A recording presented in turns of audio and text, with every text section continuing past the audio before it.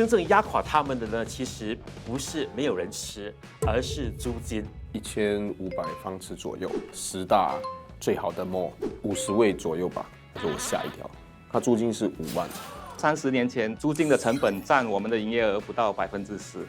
但是现在25%了。其实赚钱的并不是业者，是房东啊，他们肯定是稳赚的。其实拿到米其林星是一种诅咒，你一拿星呢，你的房东就起价。我没拿过米其林星，我不知道。我也没拿过，所以我也不知道。金融地铁要开了嘛，你们会不会很担心、很忧虑啊？我觉得呢，要看关卡的速度有多快啦啊！有人说呢，其实最大的威胁是新加坡人自己。印度煎饼它起1-2毛，我们就呱呱叫了。披萨起了5-6块，我们好像安静都没有说话，钱就照给了。过去3年，本地餐饮业看起来非常热闹，但是背后其实压力山大，是本地餐饮业门槛太低，竞争太激烈。要怎么做才能够不只是撑下去，而是长久来做？今天我们很高兴能够邀请到2位嘉宾一起来谈真实经历。首先，杨志龙他拥有2个品牌，然后还有7个店面跟档口。另外一个呢，我们也好高兴请到就是王世威威哥。威哥呢拥有24家店面，然后有3个品牌。一开年呢，我们就听说有好多的店不是全面停业，就是说部分店面要关闭。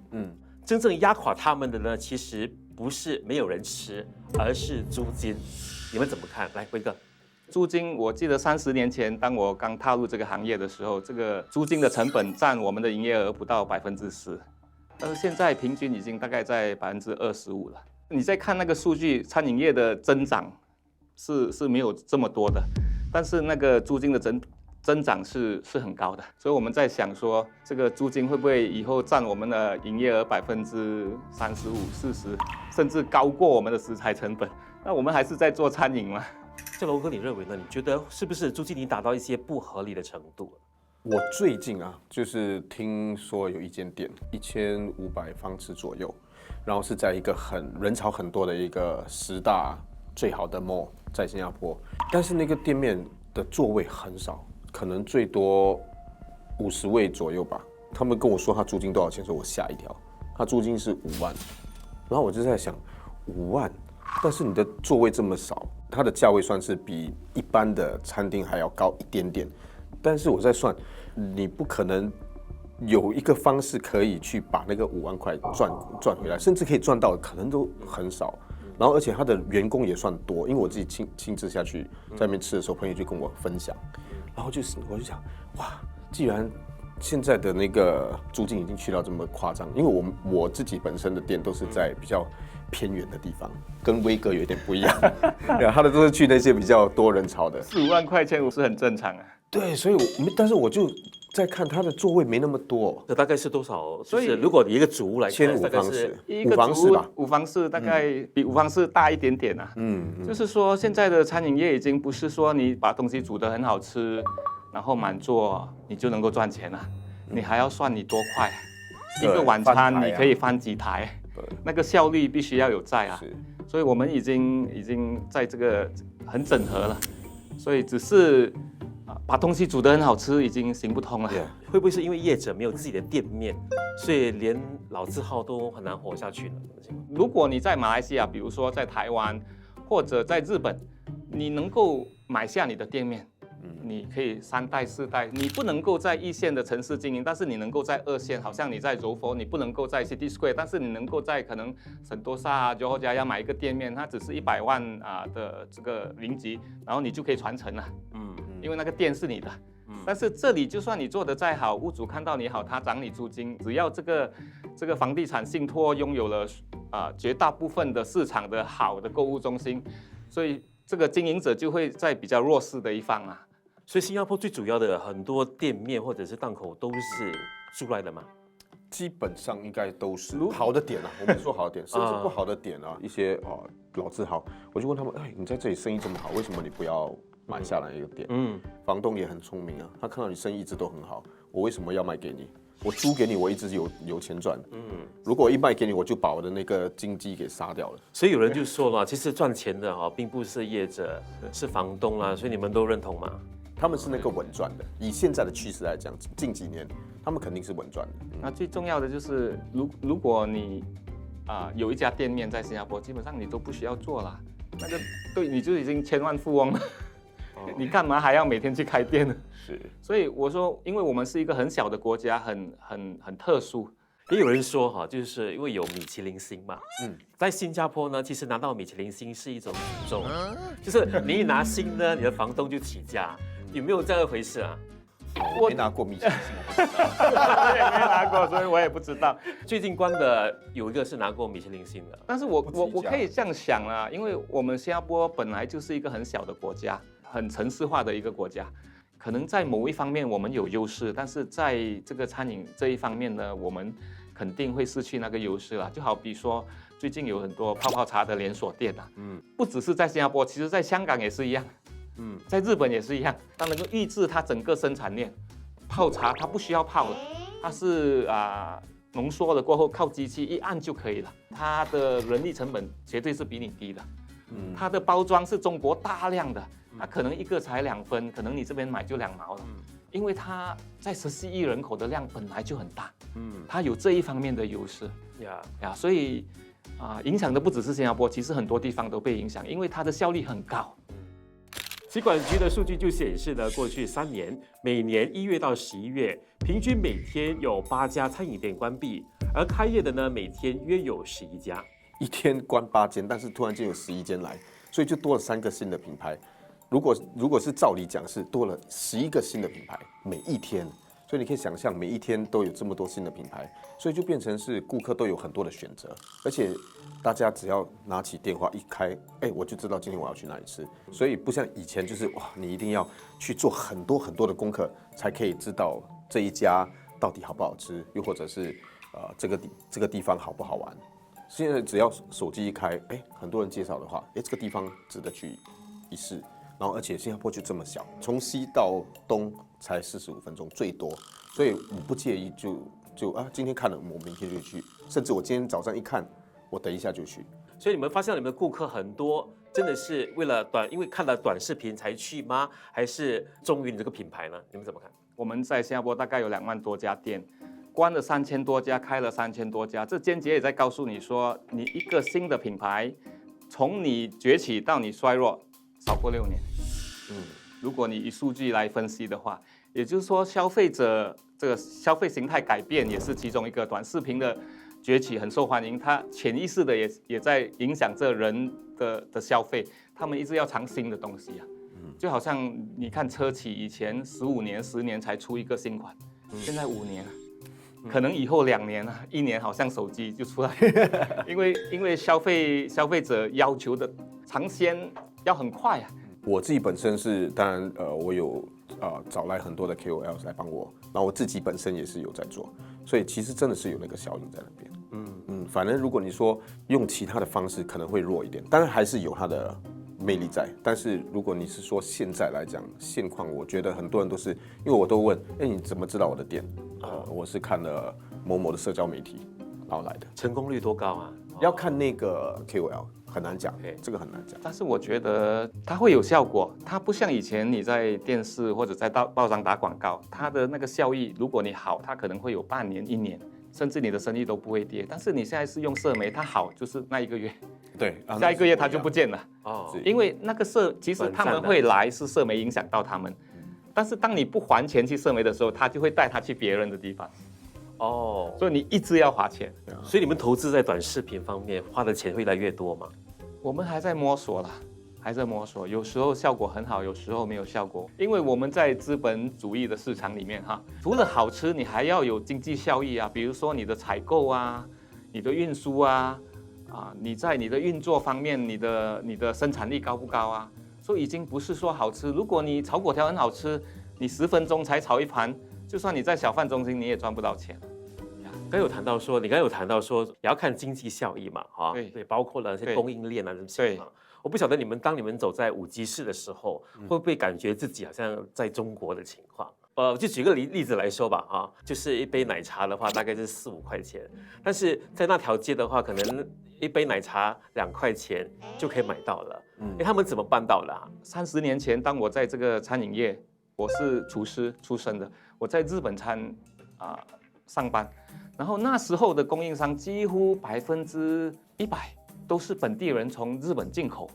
然后卖给本地的经营者。那你再看一下今天的日本的材料的供应商都被日本财团收购了，90%我可以说比较大的规模的都被收购了，然后经营者也很少有本地人了，那个比率已经下降了，没有那个效率是不能够的。那是不是说中小餐饮业者他要跟这种模式来竞争是越来越难呢？它肯定有难度，因为奶茶从4块变2块都找得到，所以就因为这些大财团他们资金雄厚，也可能因为他们是一个 global market， 所以他们不只是新加坡而已，新加坡只是其中一个站，所以他们可以把所有的全部拉一个平衡点，所以只要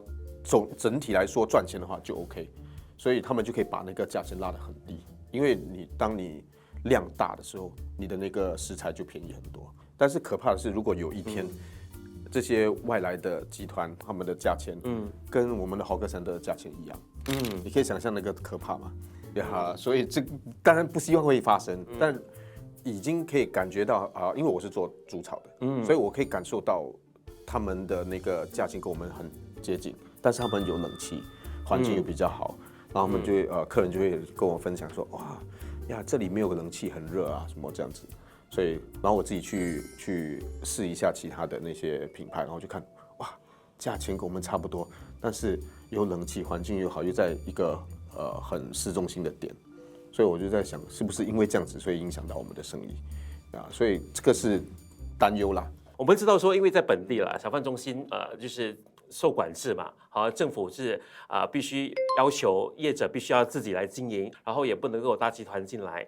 但是就好像你所顾虑的，连大集团它的价格都可以媲美的时候，那小贩中心会撑不下去吗？到小贩中心去看一看，基本上大家都有一个共识，就是说都是老年人在经营的。所以后续呢，谁在经营？为什么孩子不愿意来接呢？因为如果现在他去上班，可能他赚的钱更多。所以你意思是想说，就是大集团不可能打倒小贩中心，打倒小贩中心的可能就是他们没有继承人。其实我有另外一个看法，因为最近我发现有一个趋势，就是很多新加坡的年轻人，他们甚至是大学生，甚至是在外面拿很高薪做 banker， 什么都好，然后他们就辞掉他的工作，去投奔小贩，然后就去卖咖啡也好啊，甚至继承爸爸妈妈的生意都好。主要一开始就是我们国人自己本身要非常支持本地的美食，然后这样子才可以让那些想要做的人可以继续的做下去。可能政府可以推出一些措施，如果你在小贩中心做得很好，我可能建一个 Singapore Street， 就把你提升做成一个 Singapore Heritage Restaurant。可能就是说，新加坡美食一定要占多少%？在牛车水有一次我去 People's Park 那边，我真的有点吓到，因为它有2个区域嘛，一个区域还是卖新加坡美食，另外一个区域已经不是了，所以我有点惊讶。如果咖啡店啊，还是政府有的这些产业，可能够说只是租给新加坡人，但是一个家庭或者是一对夫妻只能够经营一家，他就可以更好的传承下去了。就好像 JTC 的这个工业厂房嘛，它也有租给很多本地的，但是它的租金是就是全岛性的，对，它是有一个标准的，对，所以在这样的情况底下，我们就比较容易能够经营就比较能够传承文化啦。有人说呢，其实最大的威胁是新加坡人自己。可能我就问2个人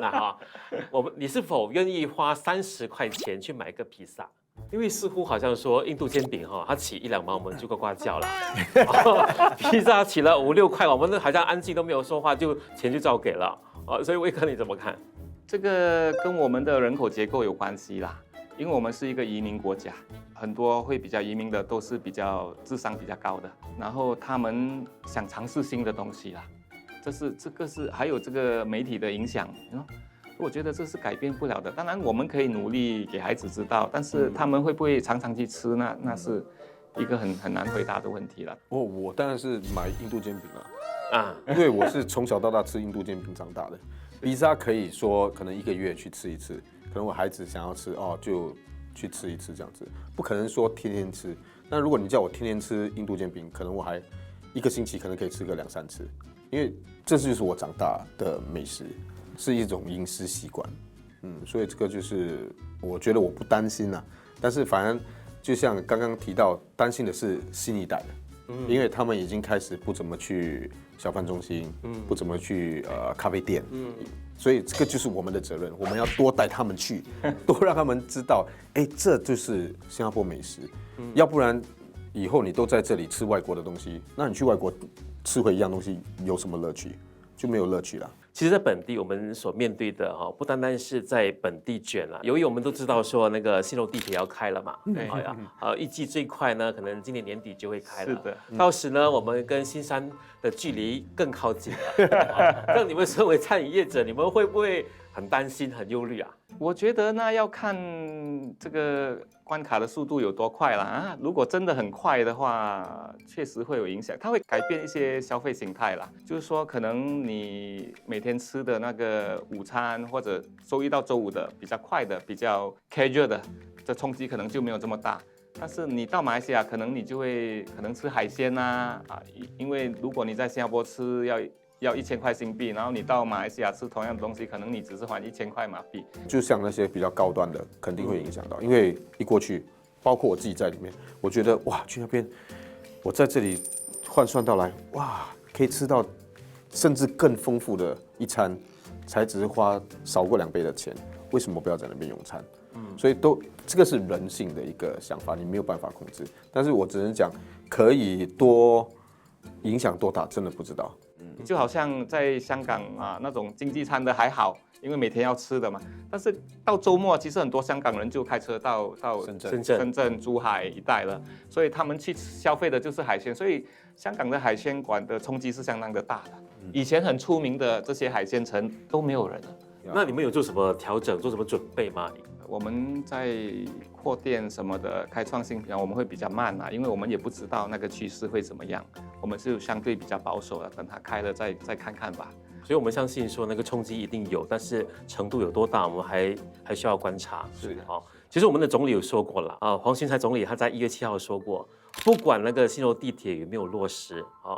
在本地的商家或零售业者呢，我们都需要不断的求新求变，当然才能够应对这个世界的转变啦。好，我们谈了这么多我们大概都可以知道说，要在这个行业里面继续下去的话，其实是很困难的。可我们龙哥了你开了，然后有一些也关了，那你怎么走过来可以了解一下你的心情吗？很多人会说，哎，会不会很可惜啊什么？因为他们不是身在其中，所以他们不会明白。如果做生意的朋友都懂。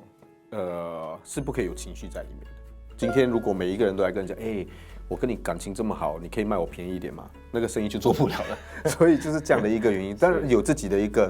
个规则跟一个作业方式。如果这家店真的是做不下去，